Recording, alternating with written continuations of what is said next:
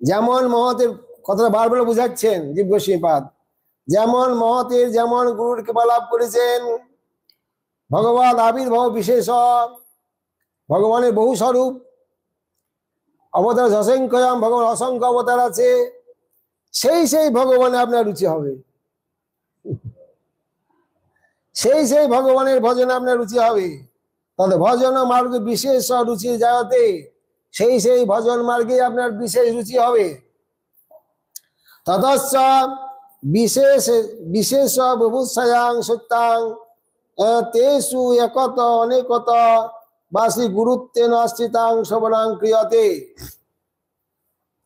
কেউ কেউ একজন শ্রবণ গুরুর কাছে শ্রবণ করছেন, কেউ কেউ বহু শ্রবণ গুরুর কাছে শ্রবণ করছেন।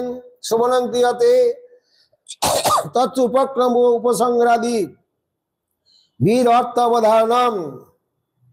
এই যে যারা যার মুখে হরিকথা শ্রবণ করছেন, হরিকথা যারা ব্যক্ত করছেন বা প্রবচন দিচ্ছেন বক্তা, সেই বক্তার মধ্যে 6টি লক্ষণ থাকবে। যদি না থাকে ওটা রসাভাস। উপক্রম, উপসংহার, অভ্যাস, অপূর্বত ফলম, অর্থবাদ, উপদিষ্ট লিঙ্গং, তাৎপর্য নির্ণয়ে। এই তাৎপর্য নির্ণয়ে 6টি লক্ষণ থাকবে। কথা বলতে দুনিয়া ঘুরে এলেন, একটা প্রসঙ্গ বলতে আরো 10টা প্রসঙ্গে চলে গেলেন, রসাভাস। হ্যাঁ, উপক্রম উপসংহার, যে বিষয় যেমন আমার জীব গোস্বামীপাদ ভক্তি নিয়ে আরম্ভ করেছেন, এখনো শেষ করেননি, উপসংহার হয়নি, ভক্তির বিষয়ে বলছেন, সে বিষয়ে উপসংহার করবেন। যেখানে উপক্রম করবেন সেটা উপসংহার করে অন্য বিষয়ে যাবেন। উপক্রম উপসংহার অভ্যাস, পুনর্ শ্রুতির অভ্যাস, বারবার বিষয়টা বলছেন। একটা বিষয় বিভিন্ন দিক দিয়ে বারবার ভক্তিকেই দেখাচ্ছেন, পুনর্ অভ্যাস শ্রুতি। তাহলে উপক্রম অভ্যাস,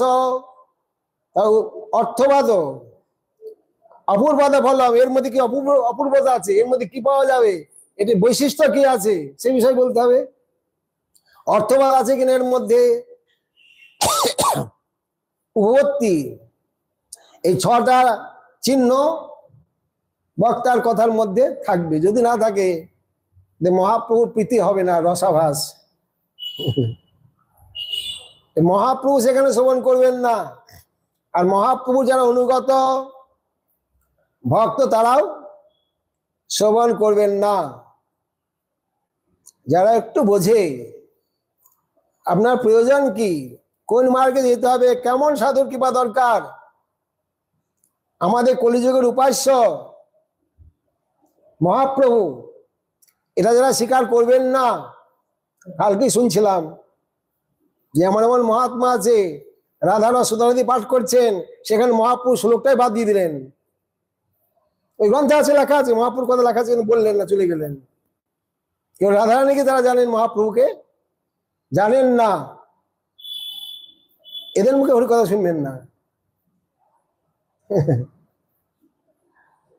মহাপ্রভু কলিযুগের উপাস্য তত্ত্ব, আর সেই গ্রন্থে তার বিষয়ে লেখা আছে, আর ওটা বাদ দিয়ে পাতা উল্টে অন্য জায়গায় চলে গেলেন আপনি।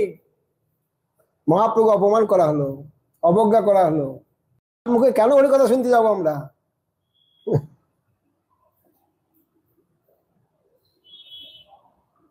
আর ভক্তিমার্গে যে প্রথম সোপান সদাচার, একাদশীর মহিমা যা বর্ণন করেছেন, যারা একাদশী ব্রত করে না তাদের কোথায় বা শুনতে যাবো কেন আমরা?